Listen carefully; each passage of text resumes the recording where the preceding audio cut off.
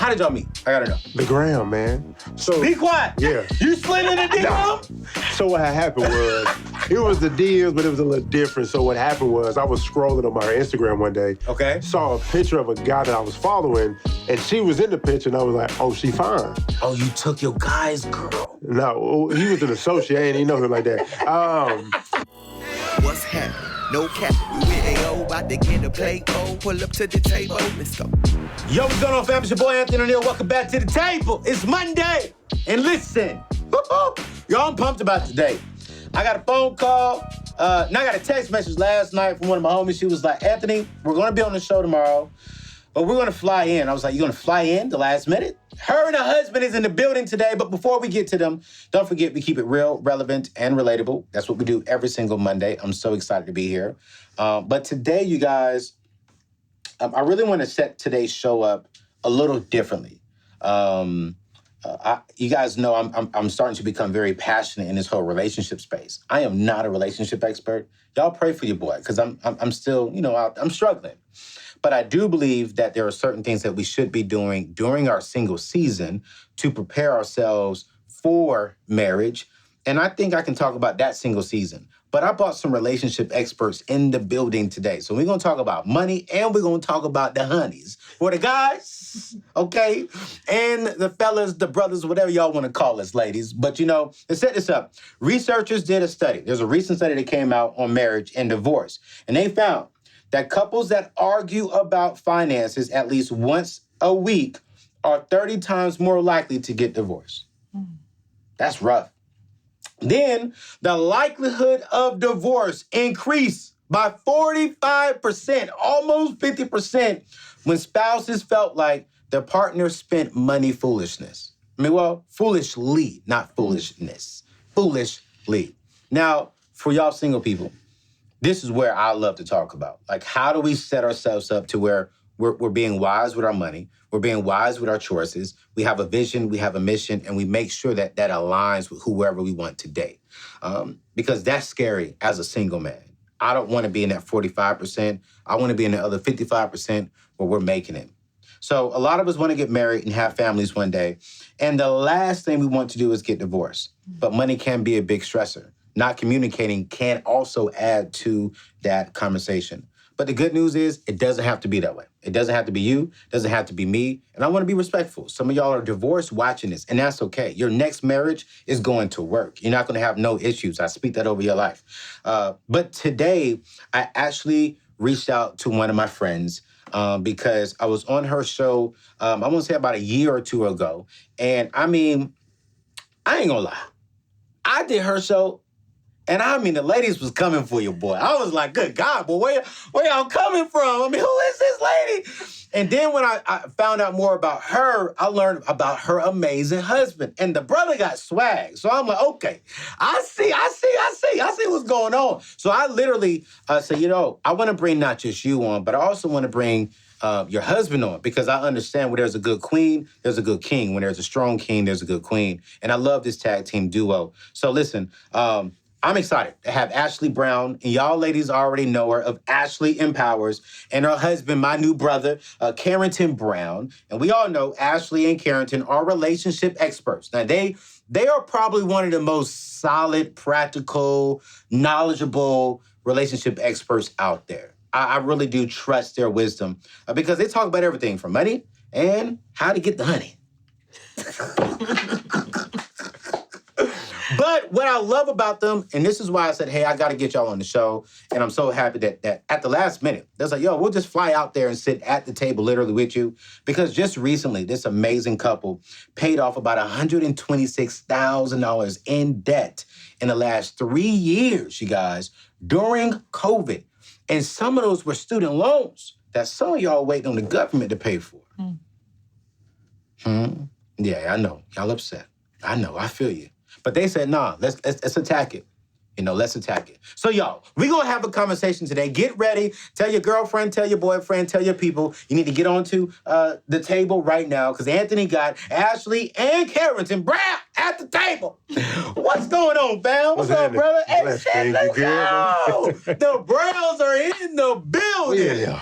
Yo, when you so text me, I was like, well, we're going to do it virtually. He was like, no, we'll just fly in. I'm like, wait, you do know I live in Nashville, Yeah. right? We've never been here before, so it's like a quick little vacation. Little vacation. without the kids. Without the kids. Yeah. So how many kids do y'all have? We have two. Two. Man, We have a 5-year-old daughter, 2.5-year-old son. 2.5-year-old son. Mm-hmm. Oh my gosh, man. This is dope. I'm really excited about today's show. And we ain't rushing today's show because I'm going to get some wisdom too. They're going to help me. They're going to help me out today. I want to start with, how did y'all two meet? Like, how long have y'all been married? So we've been married 7 years. 7 years? Yes. So it's not too long, it's not too short, right in the middle. Yeah. 100%. Yeah. So how did y'all meet? I got to know. The gram, man. So Be quiet. Yeah. You slid in the DM? Nah. So what had happened was, it was the deals, but it was a little different. So what happened was, I was scrolling on my Instagram one day. Okay. Saw a picture of a guy that I was following, and she was in the picture, and I was like, oh, she fine. Oh, you took your guy's girl. No, he was an associate. I ain't know him like that. And so I clicked on the picture, was a saw mutual her. friend. Yeah, it was Okay. a mutual friend. Yeah. So clicked on the picture, saw her, added her, started liking her pictures. Okay. She started liking mine back. Me being me, I liked some more. Yeah. And then her response, she commented. Let me do that right now. And was like, yeah, do that, yeah. And so she commented and was like, hey, if you keep liking my pictures, that means we go together. And so I'm like, Wait, is that true? Yeah, that is true.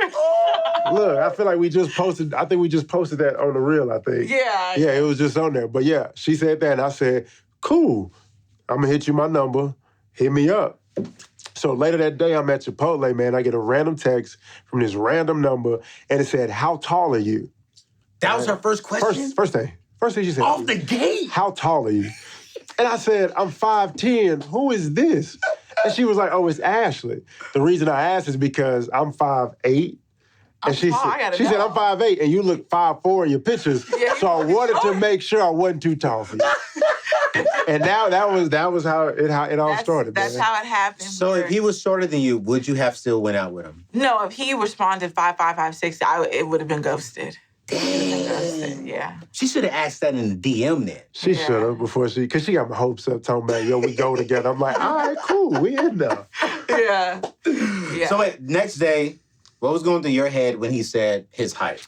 Well, so let's backtrack a little bit. So Uh-oh.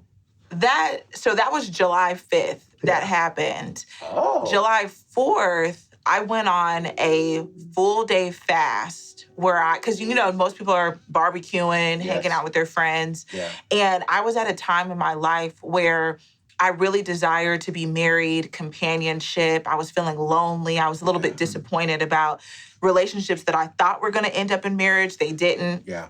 And so I was like, 4th of July, I just need to spend some time with the Lord. I need to get my mind right. I cut off the TV. I cut off social media. I cut off everything. That's a true sacrifice. It was a true sacrifice. And so that next day, July 5th, when I turned on my phone, I saw all of these notifications coming in from likes, text messages, and Carrington. When you see somebody liking 12 pictures in a row, Right. It makes you want to click like, well, who is this? Who is this? Yeah. And so that's how that happened. But I honestly think if I saw those likes coming in the day before when I was out and about, I wouldn't have even paid any attention to them. Wow. So I just feel like that in itself is divine. Thank you, Right. Jesus. But Yeah, bro. after that message, when he said, you're 5'10", 5'10", whatever, we started chit-chatting, and we had some other stumbles along the way. Okay. Because, I was like, okay, height, check, that's fine. But then age, Yeah. So she's 3 years older I'm than 3 me. years older. Wait, that's a problem? It was. Why, though? Because I'm when we curious. were first, so when we met, what was this, in 2013? Yeah, I was 24, he I was was 21. 21. I was in graduate school, I he can was see still in that. undergrad. I can So see to that. me, it was still like, and the interesting thing is, Carrington and I went to the same college, Okay. but we never knew each other. What He college, by any chance? Texas A&M Commerce. Okay. Yeah, so he played football, so I was like, I feel like I recognize him, but I don't know. But the age difference, at first, I was like, I don't know, 3 years younger, you're 21, you still in undergrad. So it's funny because she brings up how it's a challenge for her, but at the same time, it was kind of a challenge for me as well. Absolutely. Because it's like, I'm 21, Right. living at home with my mama, Yeah. working a part-time job, still Yeah. in college trying to figure it out. Yeah. She 24, master's program, Living- own house, own car. house? Well, apartment, my Yeah. bad. Okay. Own apartment, car, like doing her thing. So I'm like, like, I don't know how to really navigate this, because the question mark was, am I mature enough for this mature woman? Can I really navigate and manage this? But apparently it worked out. Especially at 21, though. Exactly. That's the question you're going to have. 100%. And then along with that comes the factor of not being exposed to how to do relationships right. Like, all I knew was how to do them the wrong way. Okay. So a piece of me was like, I don't know if we can do this relationship like we've done them in the past. Ooh. It was some struggles for me, man. Was it? It was challenging for me. Yeah. So while y'all were dating without too much information, what did y'all ever think y'all were not going to make it? Multiple occasions. Multiple. Right? So, and it's simply because we didn't have the boundaries conversation, right? Every relationship requires boundaries. Yeah. And so if you don't implement boundaries on the relationship would determine what happens in this. That's good. And so because we didn't have the conversation about sexual abstinence and purity, we fell into that. Well, we didn't, forget fall. We chose to do it. Absolutely. Right? Yeah. And so as a result of that, there was a situation where ended up having sex. Ashley came to me and she said, yo, you gotta go. She kicked me out of the house. I'm like, well, wait a minute, we both messed up. Like, right. You know what I'm saying? We both should be in trouble. Yeah. And so she said, Carrington, I like you, but I love God. And if you can't be the man of God I need you to be, then we won't be together. We won't be together. And so me went outside, went downstairs, sat down, cried. Because I'm like, I see the value of this woman. Absolutely. I really do care about her. Absolutely. But we're falling, and as the man, I'm like, yo, I'm the leader. So I'm supposed to be the individual not allowing this to happen, but I am. Which goes back to not being educated on how to do relationships right. Right. Yeah. All I knew was being physically intimate was normal. Like sex was normal in relationships. Absolutely. Yeah. So I went downstairs, cried, and then the next day having a random conversation with my high school counselor. After that, got a divine nudge by God after she sent me a text message from a friend of hers saying, hey, Ashley, I'm praying for you and your relationship because God told me that your relationship will be tacked by the enemy in the area of sex and lust because he doesn't want your ministry and your mission to come to fruition. And so 7 years after marriage is like, well, it makes a lot of sense. Yeah. Like the enemy hates marriage, and that's what we do. Yeah. So why would he not try to destroy this before it even comes to? Yeah. As a man, because I hear this all the time, and man, that even happened to me in my, I'll say about mid-20s. We had intimacy, but she blamed it on me. She was like, because you're the man. Do you think as a man, while yes, both of us committed the act, we need to lead and protect her spirit and where we're going? 100%. So you think it's more in us than it is on the woman? It is. And I say that because we are the man and we are the leaders. Right. Therefore, I feel like we're supposed to implement those boundaries, those expectations, those standards. Right? One of the concepts of life, but especially marriage that men have to come with, is vision. Come on, man. If you don't have vision, women, submission, right? Yeah. Cuss word nowadays. Yeah, it because of the misunderstanding of it, right? Yeah. I'm going to ask your wife about it. For sure. We're going to cuss on this show. For sure. So Ephesians 5 talks about the necessity and the value of mutual submission. Yeah. Right? So that means we're supposed to be mutually submitted to each other, serve one another, all that beautiful stuff. So as men, we teach our wives how to submit to us by the way that we submit to God. In order for you to have a vision, and in order for your wife to submit to you properly, you have to be in tune to Christ so he can give you the vision so you can share with her so she can trust you to submit to you.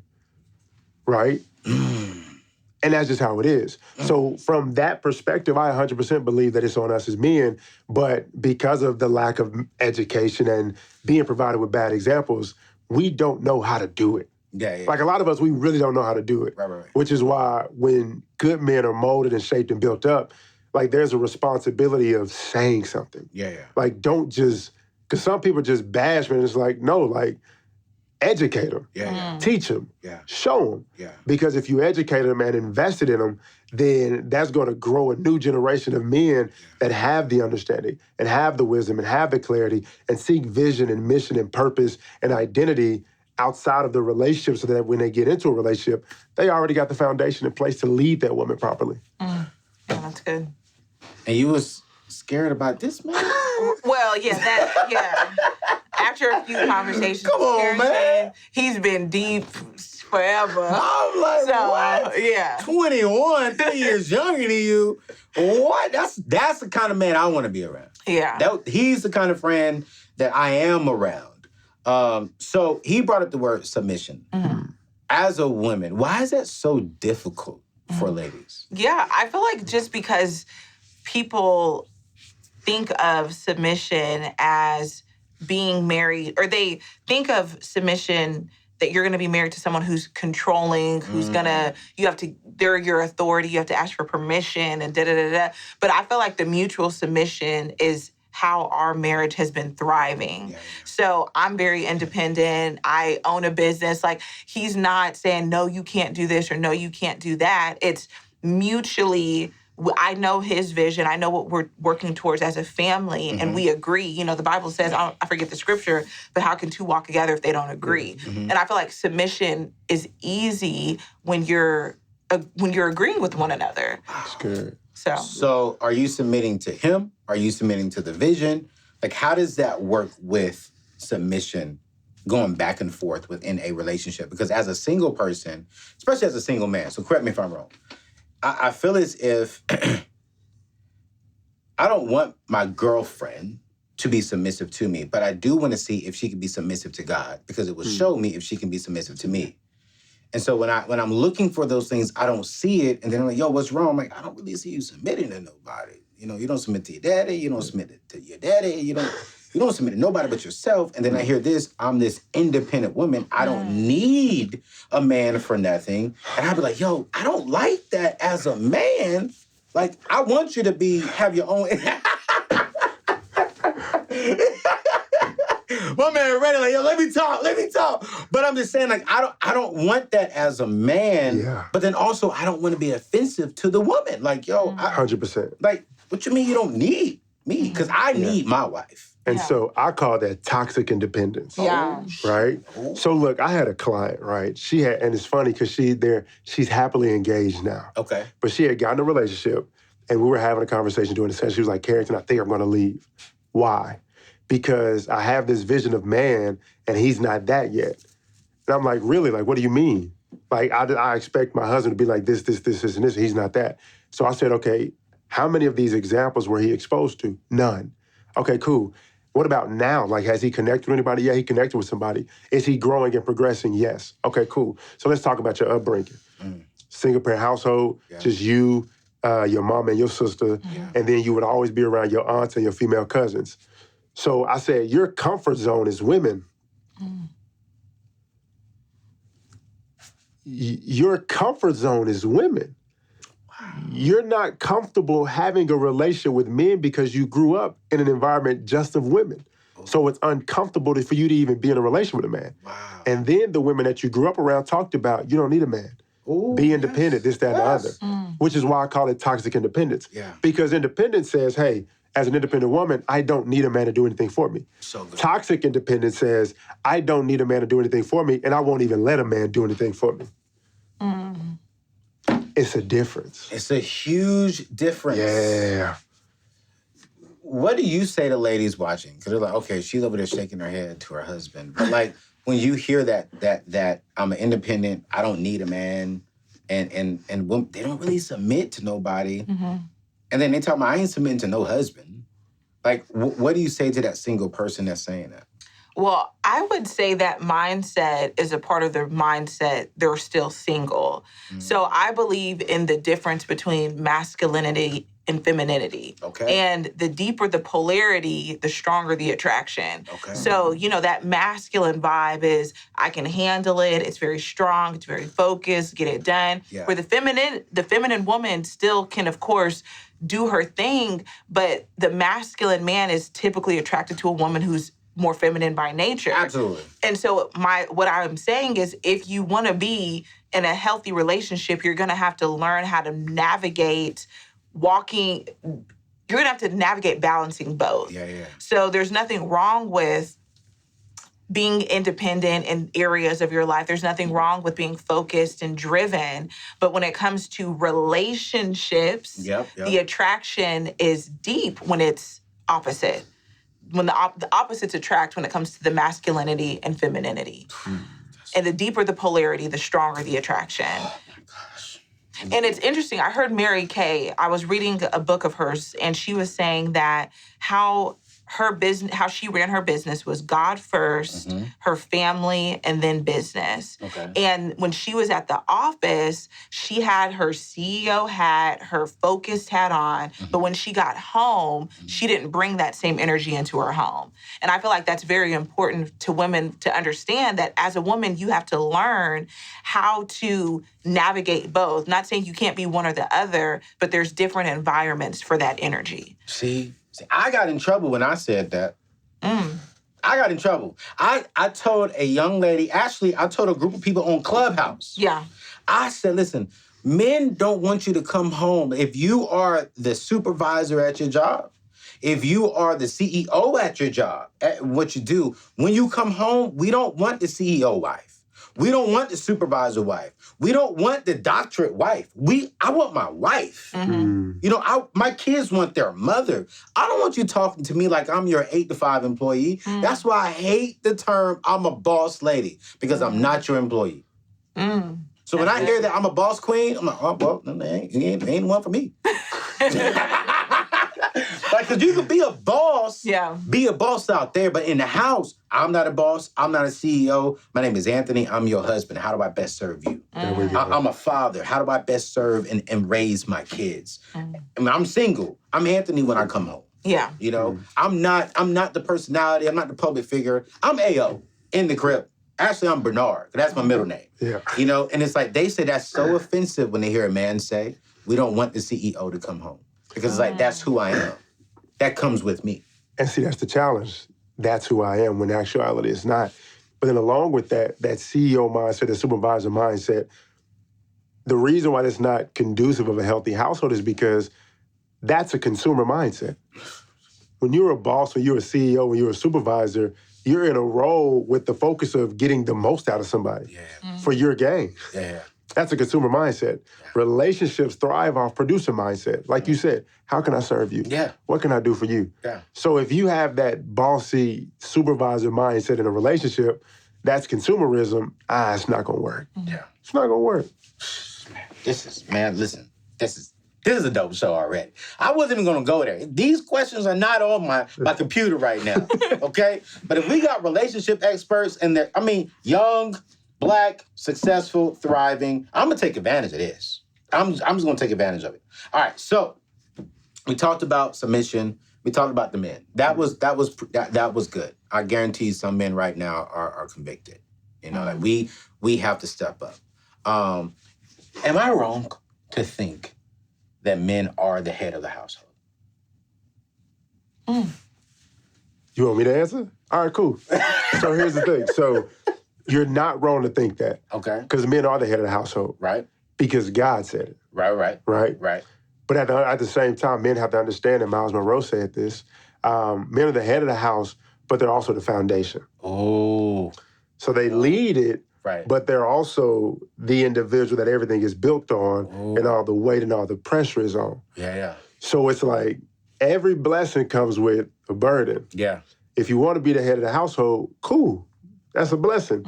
But you have to accept the burden and responsibility of being the foundation as well. So when you say the foundation, for the men watching right now and for the ladies watching, break that down like a practical, give us an example of what the foundation could be. 100%. So foundation looks like being a pastor, provider, protector. Right? The priest, the prophet of the home. There we go. Boom. And so, but not just doing it to the natural, generic perspective of it. When most people hear provider, it's like, money. Provision is bigger than just financial. We have to provide mentally, emotionally, spiritually, and physically. I have a lot of clients that complain about, hey, my father was present, but he had no presence. Like he was there, I saw him, but we had no relationship. Right? When it comes to being a protector, hey, physically, if somebody challenges it, I'm about to put the paws on them. But what about the mental protection? What about the emotional protection? What are you saying? What are you speaking? What are you allowing to be heard or being spoken about around your family? Yeah. Right? So it's like being that foundation looks like being in control of all of those things. You know, and it's funny because years ago, I don't think I know I wasn't being the best at it 100%. But Ashley brought up, it might have been Zig Ziglar. Zig Ziglar. Yeah. Okay. And she said that him and his wife, break that down. 'Cause Zig Ziglar, I was listening to an interview of his, and he was saying that how he protects his wife even from the environment. So if they were at a movie and it was really inappropriate or was very violent, he would tap her and say, "Come on, honey, let's go." Like, he wants to protect what her eye gates, ear gates. Yeah, so he took it to a whole nother level. So and that's so biblical, though. When we look at Philippians 4:8, you know, I beseech you, brothers and sisters, whatever is pure, holy, righteous, praiseworthy, focus on these things. Yeah. So the verses are basically saying, whatever you're exposing yourself to, your five senses, taste, touch, smell, hear, you need to make sure that it goes through this filter system of Philippians 4:8. Being the foundation of your household is being intentional about making sure that, hey, everything that's exposed to my family goes through that filter as in alignment with their progress, development, health, mental, emotional, spiritual, financial, and glorification of God. And if it ain't, we ain't about to let that, we ain't even rocking with that. yeah. We can end the show. I mean, we'll need no more drama. That's all we need today, ladies and gentlemen. Wow. Yo, what's going on, fam? Real quick so we can get back to today's show. Listen, we have a brand new home. Yes, so we not just have YouTube, but I've also created a Patreon community so you and I can connect better. Now, I know I am extremely late to the Patreon game, but here's why. Trust, loyalty, and depth. You see, I value our relationship, and I want to make sure that I created a community that can help you get closer to your goals. So in this community, you guys, we're gonna be able to chat more, one-on-one. I'm gonna be doing live streams only in Patreon, only on Patreon. I also created a brand new show called The Table Uncut. It's only 25 minutes, but I bring people to the table, uncut with wine, with some little bourbon, and we're having an honest conversation about life. What are some things that we're doing? It's unscripted, and it's real, raw, and relevant. Not only is that, I've also created a private group to where you all will get actually access to some of my new products coming up, some of the events I'm going to be speaking at. You can get into those for free. So listen, I'm going to drop the Patreon community link in today's show notes. I want you to go check it out. Come join the community. Come join the family. I'm cutting it off at a certain number, so the first few people to get over there can be a part of this community. It's your boy Ayo, and I approve this message. Let's get back to today's show. Yo, we just now tuning in to the table. Welcome back to the table. It's your boy Anthony O'Neill, and I'm sitting at the table with two amazing people. And I'm telling you right now, Ashley and Carrington, they're just dropping jewels. I'm sitting here and I'm just asking questions and I'm listening. Because what I have learned is while I am, expert and knowledgeable in certain areas, there are areas in my life I'm not. And when you get around people who are wiser than you in that area, shut up. Just watch, just listen, because one day I pray to be like my brother. I'm sitting at the table with my wife and I'm just dropping knowledge and she looking at me like, that's my baby. You go, boy, And I want that, But before we get back to them, you all, don't forget, I want you to park your emergency fund at Prize Pool. That's where I park mine at, all right? They offer 0.30% interest rate. That's about 7.5 times higher than the average savings account out there. And what I really love about Prize Pool is when you put your 3 to 6 months, let's say you got $10,000 over there, right? They're going to give you 10,000 tickets that enters you into a drawing every week and the grand prize at the end of the month, which is $10,000. But every week they're giving away $500, $1,000. And I've already won like $100 and I'm just parking my money over there. And I said, you know what? I like this place. So we partnered together because we want to make sure that you have the same opportunity to prepare for the future, not get back into debt, and prepare for all emergencies. So join me over at Prize Pool. Check the show description. Join us. It's 100% free. No fees. All right? Y'all know me. I don't do bank fees. We get out of debt. We get the bag. We keep the bag. And we try not to spend unnecessary stuff from our bag. So click the link in the show description. Join us over there. But let's get back to the show with my people.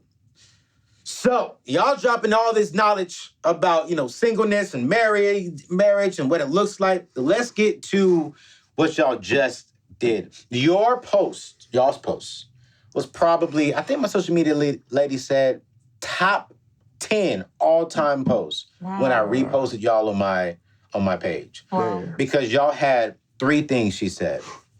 Family, fun, finances. All in the video. And then on top of it, she said, they look like us. And I was like, that is amazing. So I want to spend some time there because we know that the number one reason for divorce is in marriages. Correct me if I'm wrong, because y'all the marriage experts. It comes down to money. Not necessarily just the lack of money, but how they handle money. Definitely. And you all paid off $126,000 of debt. Everything but your mortgage, right? Yeah. I want to go, why? Like, why y'all young, newlyweds within 7 years, 2 young kids, y'all could have took that money and put that some other places. So what started the conversation to take that journey as a family? Yeah. Yeah, exactly. And that's something interesting because you asked about leadership, and we believe that whoever is the best in an area, lead in that area. So when it comes to finances, Carrington, he's not sitting down with the budget. He not running numbers. He not doing that. So you just help her make the money, but she runs the money. 100%. Yes. I'm not with the details, but here's my thing. Don't spend no money. Invest your money. Okay, cool, I'm with that. Yes. But the detail, it's gonna make my head hurt. Yeah, but what inspired it is, so when Carrington and I first got together, we were both young in our early 20s, and we both grew up in single parent households, with single moms, and we did not have our education paid for. We weren't set up. In fact, there was a video to illustrate this point, there was a video that I saw with these kids at a church camp or something. Like, and the man had them all line up on a line. Well, it was they were just lined up. They were lined up, and he was asking them questions, and he was saying, take a step forward if your parents are going to pay for your college. Take a step forward if your parents pay for your phone bill. I remember that video. Take a step forward. And so when he got to the end of his questions, all of the minorities were in the back. Very back. And the white people were in the front. Yes. And so that's how we were in the back. Yes. And so when my eyes started to open up to the fact, well, we really weren't set up, but we can make changes now to set our children up. And so we started reading books. The books I would read, I'd be like, hey, Carrot, read this. Right. Or, hey, I would send him a podcast and he would listen to it and we would talk about it. Okay. And then we started our plan to get out of debt. Wow. And we did it untraditionally in the sense that we didn't necessarily just stop everything in our lifestyle to get out of debt. Like, we did cut back and we did cut some different subscriptions that we didn't need, but we put all of our energy and attention into earning more. Yeah. And then once we were able to scale our different sources of income, we stewarded that extra and that abundance to pay off our debt.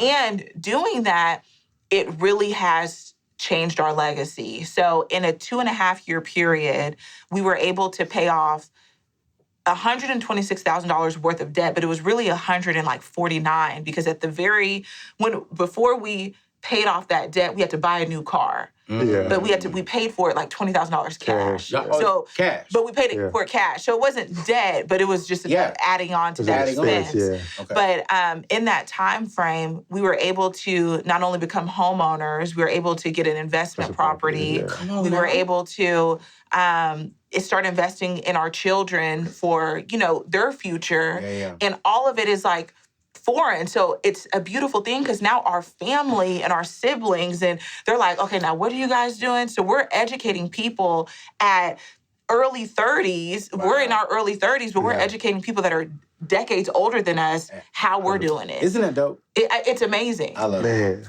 And just one thing I want to bring up, because for How long did Mama stay with us? Which mom? Yours. Mama. Because we've had both of our Both of them stayed with us. Both How our long did your mom stay with us? It was probably 3 years total. Well, at the new house, though. About a year and a half. Okay, she stayed with us about a year and a half. Every time I see her, she thanks me. She says, Carrington, I appreciate you so much for allowing me to stay there. Because as a result of living with you and Ashley and being in that environment, I was able to pay off debt. I've never had my credit score this high. I've never had this amount of money saving. I've never been this educated about money. Wow. And she said it never would have happened if I wouldn't have had the opportunity to live with you. Wow. And so it's like every time I see her, she says that. Wow. And so, shouts out to my wife for being who she is and how she is, which and it's just a reminder of the value of just differences. Yeah. Because I've always had, in my mind, I never saw myself being broke or struggling or living impoverished or being surrounded by like I grew up. Right. I've always said, hey, I'm gonna be rich, I'm gonna be debt-free, I ain't gonna owe nobody nothing. Right. That was the desire. Right. But a desire is pointless if you don't have a plan. Mm-hmm. So I had the desire, but she connected both of us with the plan, and we said, oh, okay, got it, let's make it happen. Yeah. So what's a good plan? Because you say you did it unconventionally. So y'all went after raising your income. Yes. So for the people watching right now, saying, all right, cool, great. Young couple, I want that for my couple. Mm-hmm. And I think a lot of ladies are like you. They're like, oh, baby, we need to do this. And a lot of guys are like, But ladies are like, come on, let's do it. Actually, I interviewed, a couple, and it was all on her. And the husband wasn't like you. He was actually worse than you. He was like, why? Like, why we got to do it? He didn't really see it. He was like, how come we can't do this? Why we got to pay cash for a car? Let's go. If we got $20,000, let's go finance a $50,000 car and just pay, $600 a month. And she's like, but no, I want peace. I don't want to worry about bills. So what is a good plan for people to do to start the process of changing their finances around in a relationship? Number one, education. 100%. Knowledge is power. And so as a woman or a male, if there's someone who is not in agreement, really listening to those podcasts or those audiobooks that are like blowing your mind and saying, hey, boo, like, listen to this, because most people I can't say most married. We send each other good stuff all the time. Yeah. So it's like, ooh, if it blessed you, it's going to bless me. Yeah. So I feel like first, the knowledge is power, but we did have, we did do like the baby steps and things like that. But in the mix of all of that, why I say it was untraditional, because we still like bought property, and things of that nature. But I feel like education first, getting very transparent about where you are financially, because people paint a better picture of where they are than where they really are. And so I think that's so good. Yeah, I think that transparency of, okay, where are we? Yeah, that's so good. Financially or just as a family? Both. But especially financially. Yeah. Because it's like, if I, out of sight, out of mind, if I don't see it, it can't be as bad as what I really think it is. Absolutely. And it's like so many people run from that truth of, this is where I'm actually am. Yeah. And so the Bible says that the truth shall set you free. And that's in every way, shape, form, or fashion. Yeah. And so after you get the education, seek it out, you have to get on the same page. Yeah. And so a part of like sharing the information is also necessary to understand like the motivators of your spouse. Right? Because just saying, hey, we can be debt-free, that might not motivate somebody. Right. But if you say, hey, if we do this, we can be debt-free so we can go on 3 or 4 more vacations a year, that might do something. We can get that beach house, that might do something. So you have to find out what motivates the other individual and then allow that. Send videos of that. Hey, listen to this couple. They paid off this, that, and the other, and they were able to buy this and this and it. Because those are some of the things that inspire people and motivate people to be intentional in their decisions. Yeah. What was y'all's why? What was y'all's motivators? Ooh, legacy. Yes, to really be the change. Like, you have to understand, I grew up free lunch, Section 8, single mom of 4 girls. Carrington, very similar situation. Single mama in the most non-disrespectfully disrespectful way. Just trash examples of men, inconsistent with finances, overspending, just credit card this and just... Yeah, and we see so many people that we know that are working so hard in their old age to keep a roof over their head, and we're like, ooh, we trying to be chilling at that age. So it's just like, man, if we do a few things differently, it can set us up completely different. Yeah. And so that was our motivator legacy. Like, it feels so good to know that if our children choose to go to college, they're not going to have to pay for it. Yeah. And just understanding proper financial stewardship, it's a game changer. And even me right now, I'm in a master's program right now to get my master's in mental health and counseling with an emphasis on marriage and family. Okay. We paying for that. Wait. You said that one more time. We paying for that. Cash? Yeah. Or Cash. You mean you financing it and y'all are paying? We ain't financing nothing. We paying for that. But Right?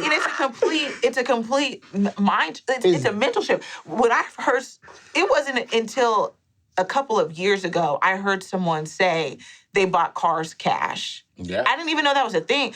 And then I heard a pastor say they were buying their church building cash. Ooh. So it was just all of these paradigm shifts happening. And I'm like, we need to think like that. 100%. Like, if they can do it, why can't? And I just feel like it all comes down to even believing bigger on what God can do for you in your life. And I'm telling you, once we started believing bigger, it was just like, God is like, finally. Like, finally, you're opening your mind so I can bless you at the capacity that I want to bless you guys. You know what's so cool? I'm gonna let you go.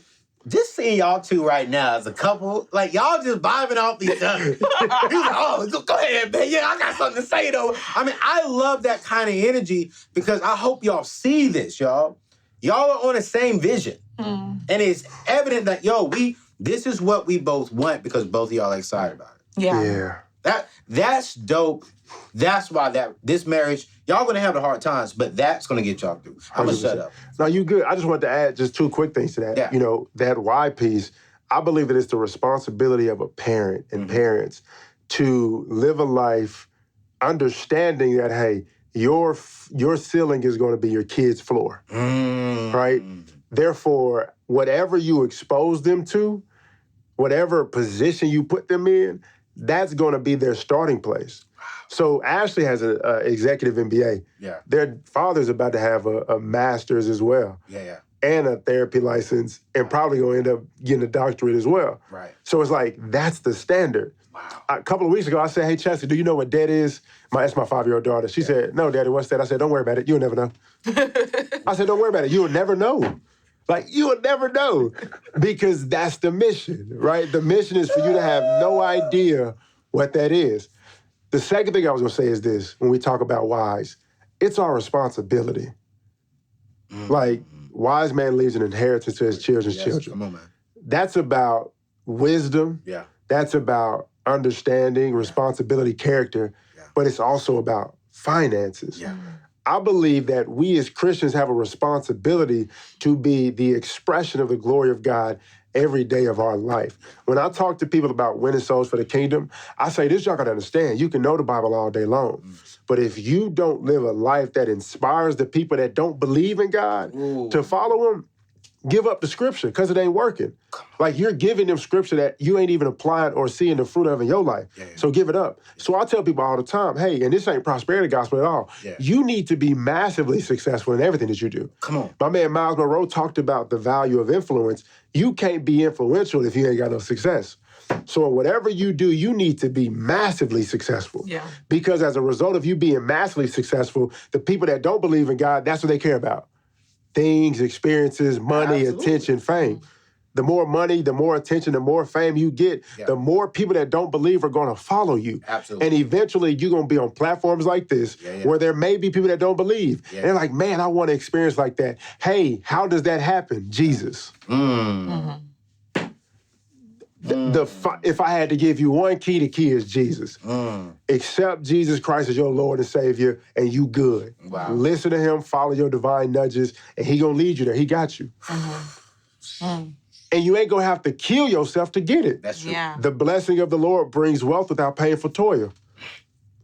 Why are you painfully toiling for a blessing and a promise he already gave? Come on now. Come on now. Yeah. I mean, y'all, do we need to keep going? Y'all good? Yo, so, all right, cool. All right, so we talked about legacy. We talked about your why. What was one of the hardest things throughout that journey of attacking that debt? Because here's my thing. When you answer that question, why did you not take advantage of the season that not everyone, the majority of people are taking advantage of, with the no interest on your student loans? How come y'all didn't take that money and put it somewhere else? Because, hey, listen, you don't have to pay, and you're not making any interest payments, so why not enjoy the money? I mean, why not enjoy that, and why not enjoy the PPP loans and the free everything? Like, you know what I mean? We could have had it all. Right. The borrower is a slave to the lender. Yeah. My people have a history of experiencing slavery. I choose not to be that. Hey, man, come on, take that seat. Like seriously. Yeah. Like, I don't like owing nobody nothing. Come on, man. Like, I'm good on that. Yeah. And really, the majority, like whatever the majority is doing, we try to do the opposite. Absolutely. Because it ain't. So, but I'm not gonna lie, I considered it. I said, maybe should we wait? Should we wait? Yeah, should we wait it out? I asked, but who was like, nah, we're gonna do it? Which piece? The student loans. I believe it was both of us. it was actually. both. But it was both because. So shout out to our CPA, Man, Crystal come on, Bernard. Crystal. Okay. She is a woman of faith, and she speaks life into us. So we'll run stuff by her and say, hey, should we consider this? She'll be like, no, I don't think you should do that. No, I think you should stay on your plan. So having that wise counsel, that's really helped us stay on the right track. So we're not making all these decisions on our own. We have an environment that knows our vision, that if we're questioning or we're going to kind of reroute, they redirect us to stay on path. Accountability partners. Yeah. Necessary. And it's about having that right network around you. Because your network impacts your net worth. 100%. Good God Almighty. 100%. This is so good. Let's talk to the singles right now. You have some singles right now who follow you because you really teach on, dating with purpose and how to attract the right man. How do we do that? How do we date with purpose? How do I attract the right woman? How do ladies attract the right man? And I think here's the problem that I have, honestly, and I love y'all. Y'all know that. Here's the problem I have with couples in the relationship space. Sometimes I forget. Sometimes I think y'all forget y'all were once single. No. I remember. I remember. I remember 100%. I remember the bad decisions, the mistakes. I remember trying to force God to make somebody my wife and experiencing the issues and the drama I remember single. That's good. Because sometimes we were like, you don't need to be doing this, you don't need to be doing that. But wait a minute, you did everything you told me I don't need to be doing, and now you expect me to do it easy now because you're married. So smart people learn from their mistakes. Wise people learn from other people's mistakes. That's right. So it's our responsibility to make mistakes before other people and then teach them on how not to make the mistakes that we made. Right. And so when we talk about, like, how do you do singleness, right? It's a process. Yeah. The first thing I would advise everybody is to heal. Okay. Right? That's so good. And the reason why is because your relational experiences will create your relational experience. And I'm not just talking about like boyfriend, girlfriend, romantic relationships. Your relationship with your daddy and your mama will affect your romantic relationships. Yep. Like point blank period. And so first thing everybody needs to do is be intentional about healing. Yeah. Get you a life coach, therapist, psychiatrist, somebody that you can go sit with and talk to deal with your trauma.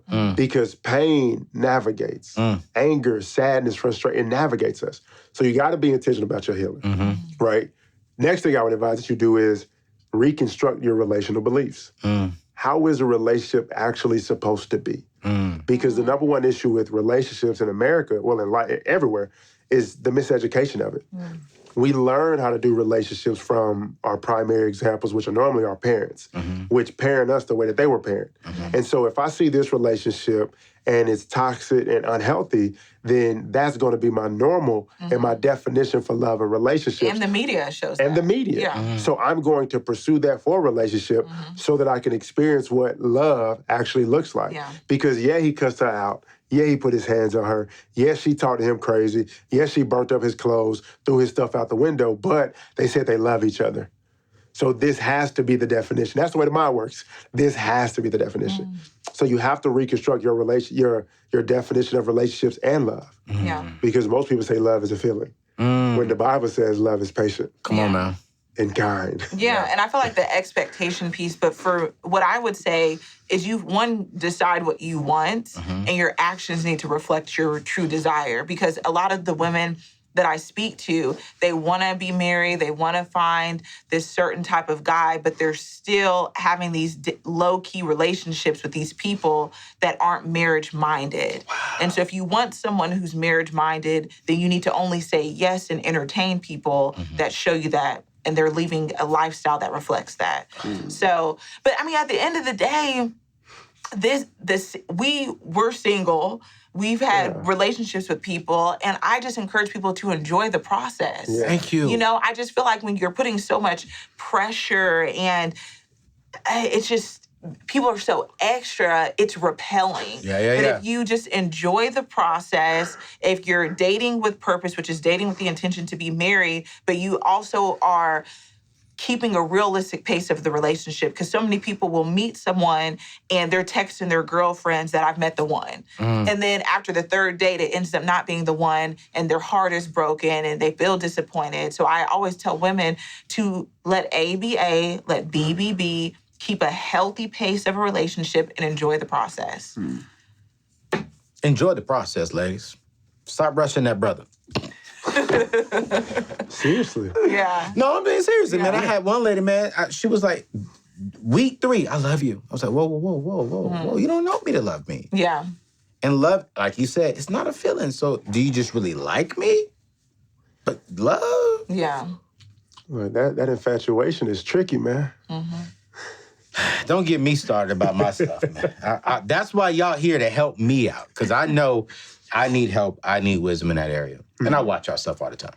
You know, I'm excited. I believe. Do you think you have very high expectations for your future wife? No, I really don't think I have high expectations, but I do believe that I want to be able to look at my wife, because I grew up saying, well, my family, so mine is not on you. I'm on the opposite extreme of y'all, right? Y'all grew up with one single parent household. I grew up with 4 parents. So my biological parents had me outside of wedlock and then married outside of each other.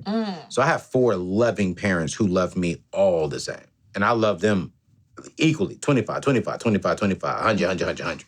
Like, literally equally. But very strong Church of God in Christ home, right?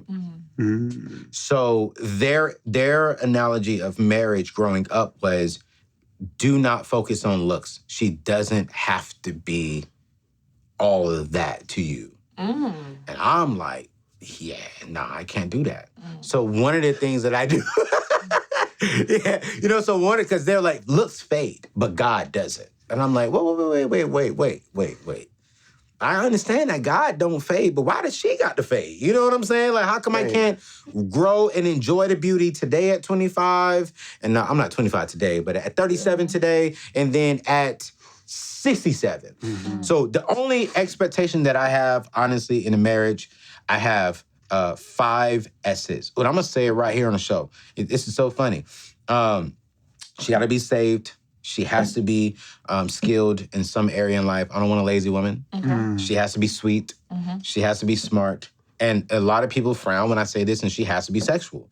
I'm not saying we're having sex before marriage. What I am saying is we are into each other. Yeah. You know what I'm saying? And I think that is fair. The church doesn't really talk to singles about the sexual side and the beauty side, because what they try to do is scare us away from that. Right. Rather than educating us on how do we abstain, but look forward to the marriage part of it. And so because you push us away, I think that's why a lot of Christian folks and a lot of Christian singles tend to partake in it, because it's never been educated to us. I'm like, hey, yo, great, God made it. Yeah. 100%. You know what I'm saying? You gonna do it. Yeah. But, let's just praise it up. So growing up, my family was like, you're gonna go to hell if you look at her. If you kiss her on the cheek, you're going to hell. So I ran to that because I was pushed away from it. And so my only requirements are those 5 S's. The first time I ever said that on my show. Yeah. Now, ladies, don't be sliding in my DM saying I got them 5 S's. You can't say that. You know what I'm saying? But that's why. So no, do you think that's too much? No, I don't. Not No. at all. Yeah. I think that's very reasonable. That's it. But I think a lot of ladies think because Anthony's debt-free, I have to be debt-free. And no. Mm-mm. I promise you, if I marry a woman that has debt, I will no longer promote that I am debt-free because I'm not. Until you are together, yeah. I love that. I'm not. And I promise you, I'm no longer with Ramsey Solutions. The moment we pay off her debt, I'm calling Dave. Dave, we need to come do the debt-free screen. Yeah. Because, I mean, we come together. Mm-hmm. And I never want my spouse to feel like she's less than me because she's not. You're my favor. Technically, I might be less than you. I mean, like, I walk in, you are the favor. Yeah. You know what I'm saying? I mean, so if you come to the table with debt, as long as your mindset is, yo, I'm ready to shift and get out of this, yo, baby girl, if I got the money in the savings account, but when you say I do, before we enjoy honeymoon night, we just gonna cut the check. And we really got something to celebrate now. You know what I'm saying? So I'm like, for me, that's that. But my thing is with me, I am selfish. The last young lady I dated, I've said this before on my show, she really, she educated me. And I think one part of being a man is acknowledging your downfalls. 100%. And it's like, my thing is selfish. When I say selfish, I'm selfish with my time. Because I do this all the time. I'm on the road. I'm talking to people. So when I come home, I really don't like being on the phone. I don't like spending on the phone for 2 hours. Yeah, so how was your day? Yeah, I just don't like that. Yeah. You know, and so what I am trying to now with my therapist is trying to figure out how to train my brain to turn on for her. Because any woman's gonna want that communication. Right. And I know that. Definitely. Yeah. You know, it's interesting. Steve Harvey Jump, he told a story about when he was younger and wanted a new car. Yeah. So he would go to work, come home, and tell his mom, hey, like, my mama give me a new car. And she kept saying, all right, baby, I believe you. Like, I believe you'll get a new car. Yeah. But you still got that old car outside on the blocks. Yeah. And every day he would just say that, she would respond the same way.